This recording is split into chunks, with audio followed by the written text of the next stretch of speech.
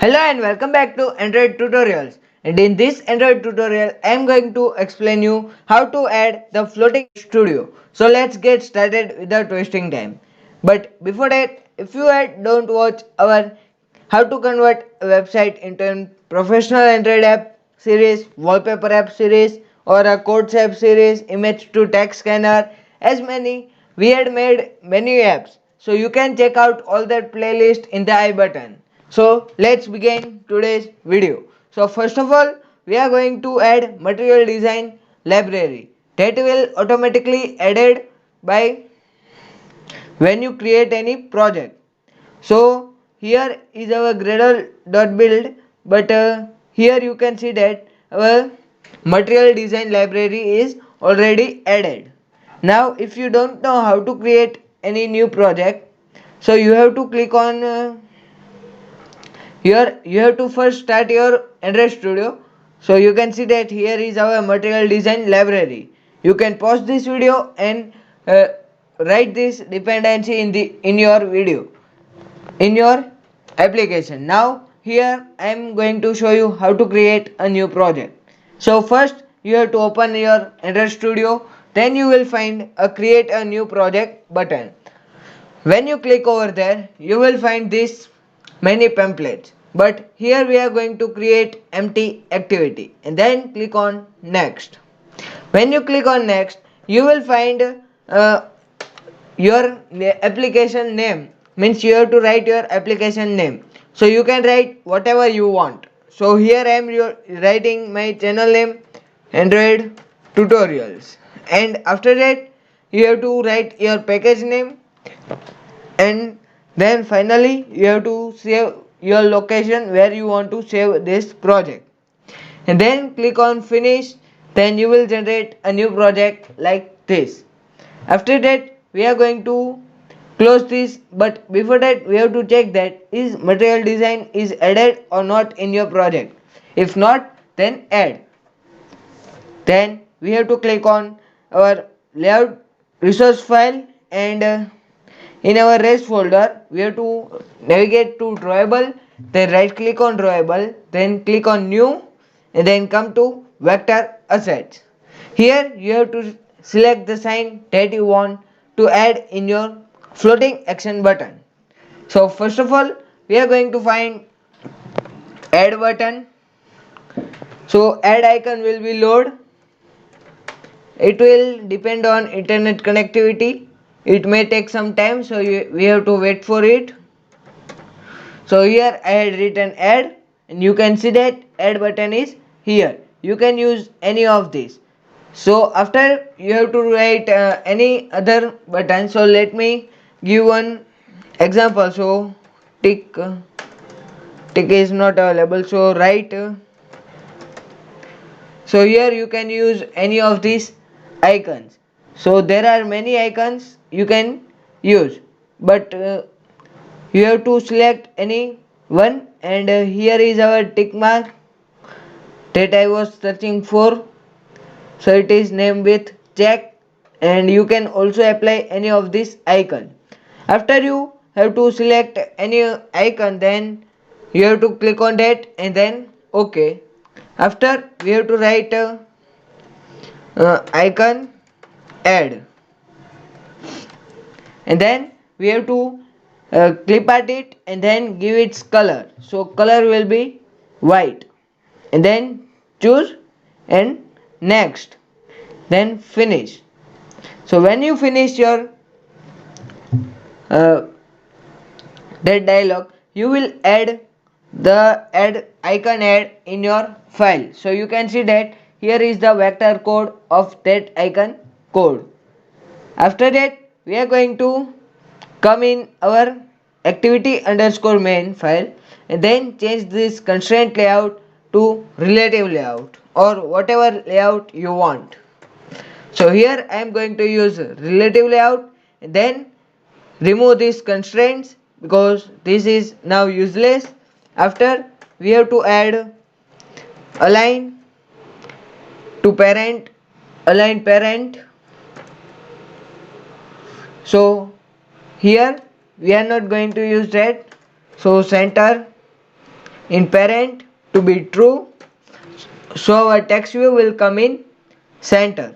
And after that I am going to change this text to my channel name. So here I am using Android tutorials. And if you had forgot to subscribe our channel, then please make sure you subscribe our channel. Then you can watch our playlist by line, where we had made a complete application. So now we are going to set text color to be black, and then we are going to add text size to be 36 sp, so it became visible. And now we are going to add our floating action bar finally. So here we have to write floating action bar. So you can see that our floating action bar will of material design. So it is now loading. So as soon as we got our floating action bar, then we are going to give its width and height to be 100 dp, and then we are going to give a source name and then description and margin, and we are also going to give its custom id so that we can see that in our Java code. So now Android Studio is not responding, so we are going to wait for it to respond.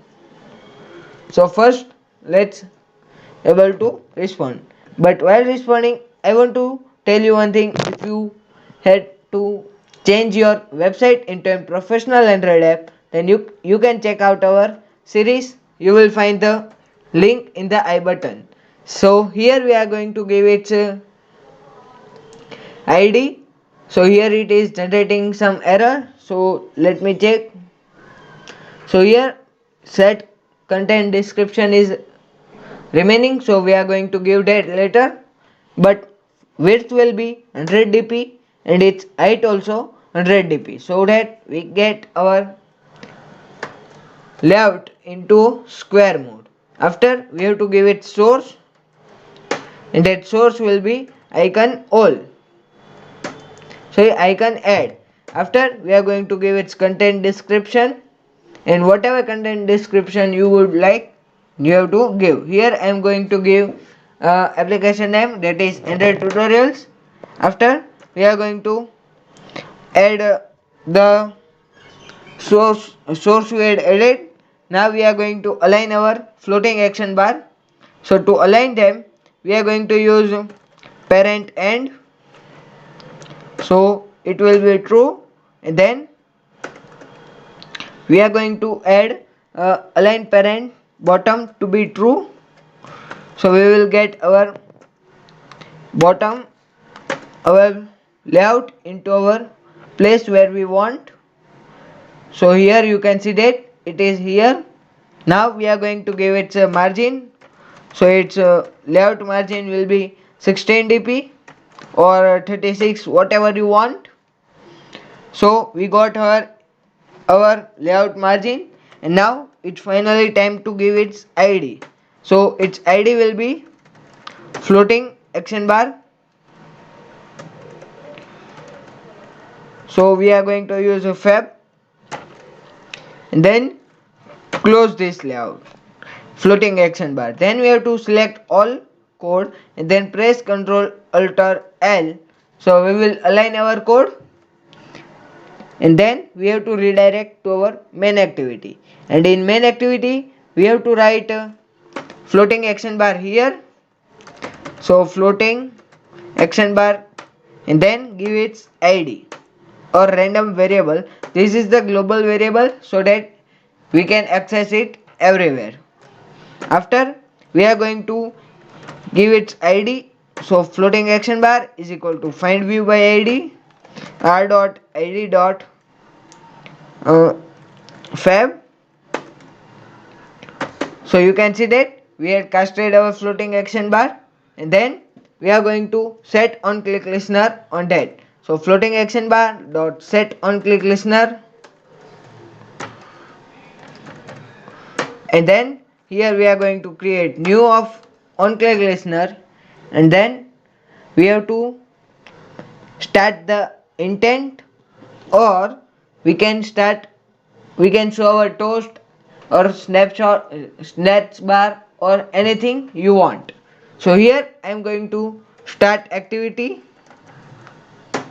and then new intent.